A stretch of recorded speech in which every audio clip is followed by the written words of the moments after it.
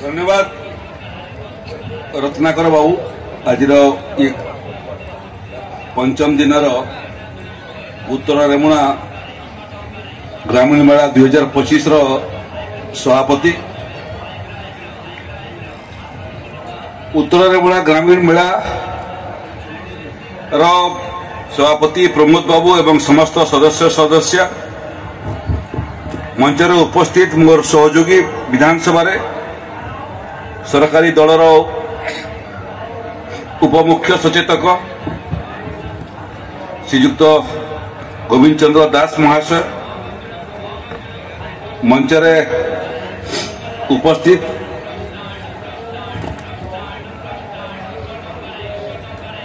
श्रद्धेय भौणी जानकी,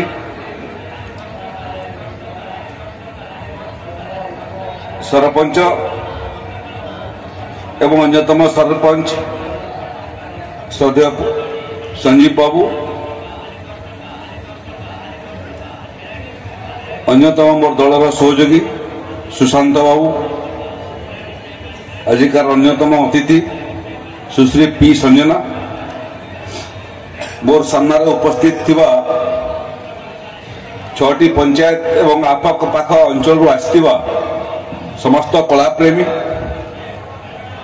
माँ भौणी माने, कलाकार माने, प्रशासनिक अधिकारी माने, पुलिस प्रशासन अधिकारी माने, गणमाध्यम बंधु माने एवं सुधीवृंद, कौन सी ग्रामीण मेला हो कि अन्य भाषा अंचल लोक महोत्सव हो, से मोर सब परामर्श रहे जे ये मंच कला प्रदर्शन करने ओडिशार कला और संस्कृतिर आगधाड़ी ये अंचल जो अंचल ओडिशार अस्मितार बहुत समय परिचय दिए, एठी ओडिशावासी रेमुणा को एक प्राचीन देवभूमि भाव में मानती। एठी रेमुणा ना कहीं मु पचारुली गोविंद भाई को रमणीय एवं कमनीय परिवेश पाई प्रकृतिर कोल आगू जाउथबा ये अंचल अतीत में बहुत सुनामधन्य कलाकार को सृष्टि करिछि। एठी कंसा बासन निर्माण ठारू आरंभ करी विभिन्न क्षेत्र में कलाकृति प्रदर्शन करिबारे मध्य ये अंचल कलाकार माने प्रादेशिक स्तर एवं जातीय स्तर में सुनाम अर्जन करिसेंती। एठिकार सुपुत्र श्रीधर स्वामी, बलदेव विद्याभूषण, चंद्रमोहन महाराणा, रमणी रंजन दास,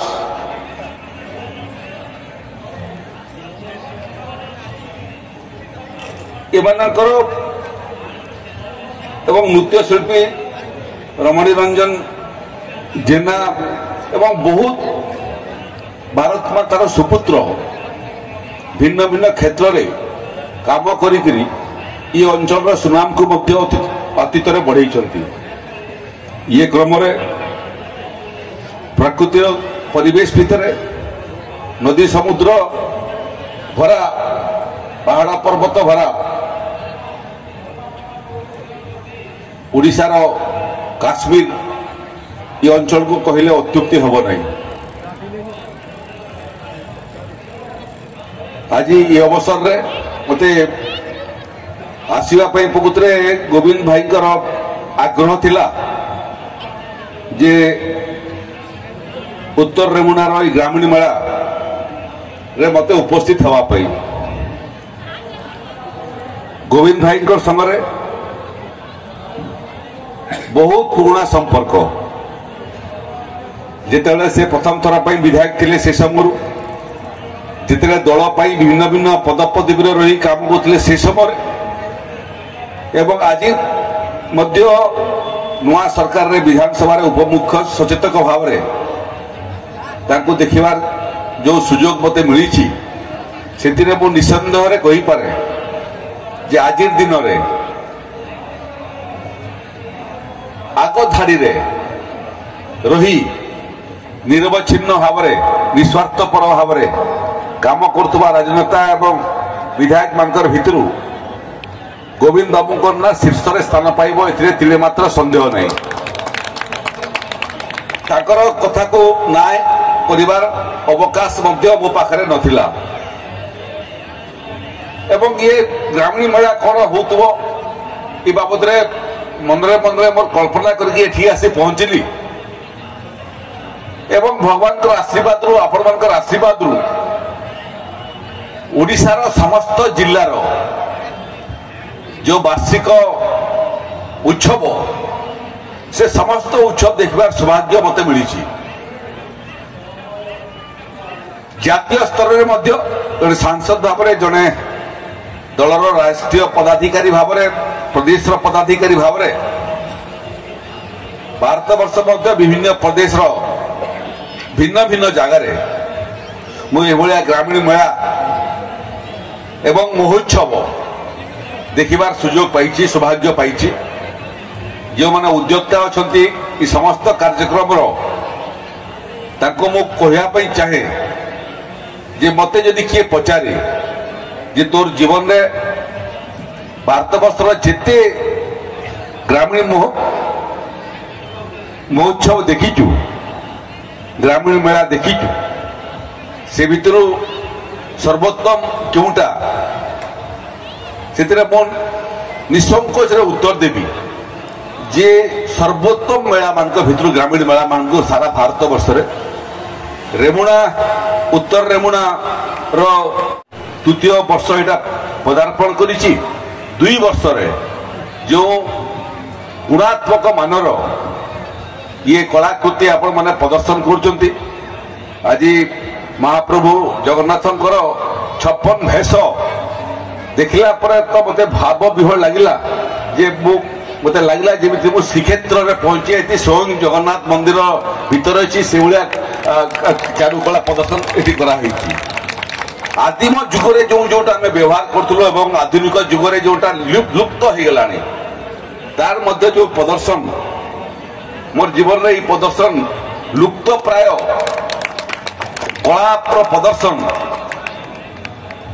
अन्य कौन जगह मुझे देखी ना आज मत मन है आज भी वैदिक जुगर पुरातन जुगर आमर संस्कृति आमर सभ्यता को जदि किए बंचई रखी भारत वर्ष ओडिशा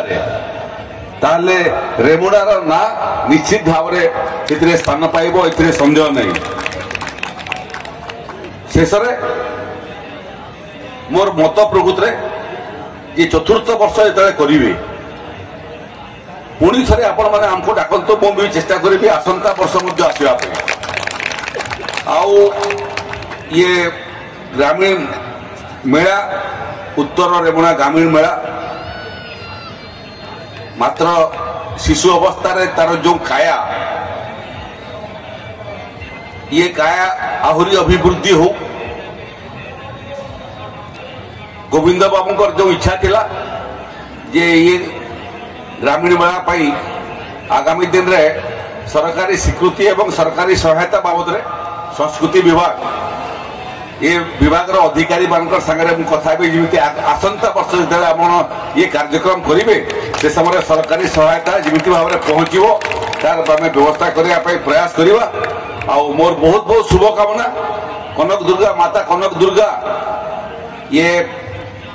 अंचल समस्त मुंड उपर आशीर्वाद हाथटा रखी था समस्त मंगल हो एठिकार कला संस्कृति को जो मैंने उज्जीवित कर रखिंट रुद्धिमंत कर मंगल हो